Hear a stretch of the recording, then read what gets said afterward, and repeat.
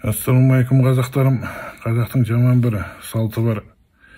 Айтпасқа болмайды. Алдында да мен осы бір видео лекция түсіріп осыған байланысты тағы да айта кетейін. Өйткені қонаққа барған сайын, тойға барған сайын, немесе біреудің өлгеніне, күніне, не қырқына, жетісіне, не жылына барсаң, дәл осы қайталанып жатады. Адамдар шақырған үй, тамақ жасайды, столға қояды. Ал енді барған кісі ұялмайды. Түк қалдырмай ана тамақтың бәрін жинап әкетеді ғой.